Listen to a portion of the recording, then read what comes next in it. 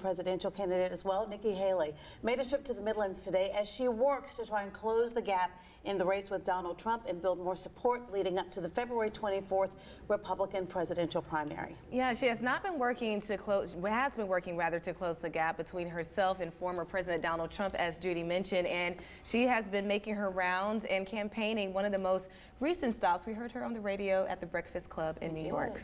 Yeah, joining us again live in studio today, our political analysts, Joel Sawyer and Antoine Seawright. Gentlemen, both glad to have you back in studio with us. This interview on the Breakfast Club, number one, so interesting, a whole hour. Right.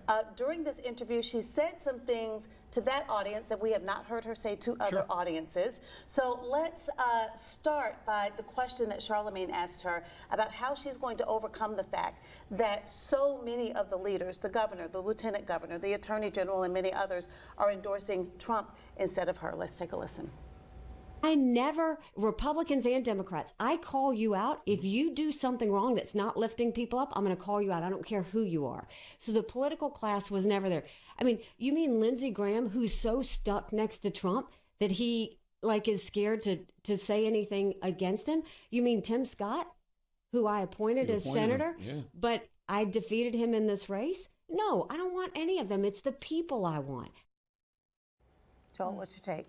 I think that Nikki Haley is exactly where she wants to be right now from the endorsements. I mean, like, her bread and butter is fighting against the establishment, being the odd person out. And look, I mean, she's trying to cast Trump as the establishment. And of course, all these people that that endorse Trump would be against me because I'm the outsider looking in. Now, would she like to be up a few more points in the polls? Like, absolutely. But this is the position she ran from when she won the first primary for governor way back in 2010. She was behind in the polls and said that, that she was the one running from the outside in and trying to break through with that outsider narrative. The problem with that narrative, Joel, is this. Narratives are narratives. When she ran for re-election as governor, she welcomed the establishment in supporting her because she was in an interesting, unique political position for re-election.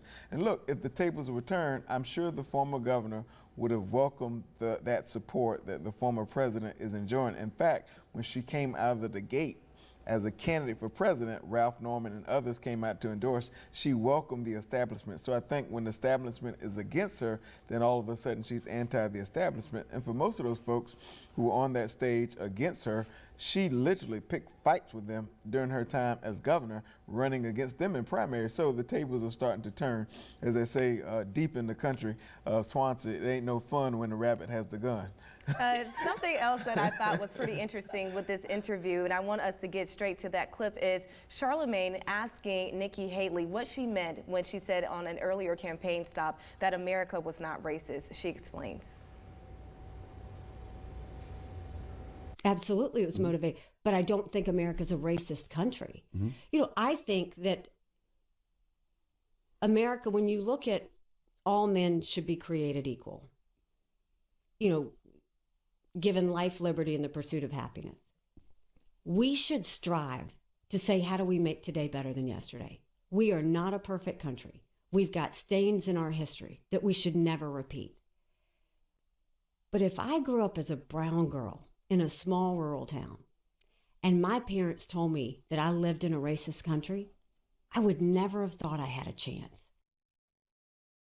That was interesting about that. This is also the woman who was governor of the state at the time during one of the most racist shootings that we know that was proven in court, and what that shooter confessed to, that he wanted to start a race war at Mother Emanuel. What is your take on her saying that America is not racist? I think that there are a lot of people in politics that are more focused on the aspirational goals of America, all men are created equal, and that promise of America, rather than looking back and saying, it took us a while to get here and we still have other places to go.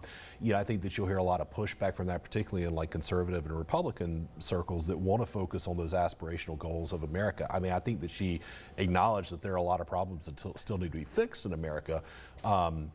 but not necessarily using the wording of is it a racist country or a systemically racist country. She went on in an interview as she was pressed about her statement to declare she does not want to declare that America is a racist country because she does not want that perspective baked in. But if you're going to run for the highest office in this country, then you should have some sort of truth about the history of this country. America's first sin was slavery. Post-slavery, we had Reconstruction, and then we went into Jim Crow. We had to have laws in this country for people who look like me because we did not have the right to vote, because the government kept us from being in fair housing. We had to have a civil rights law for a reason.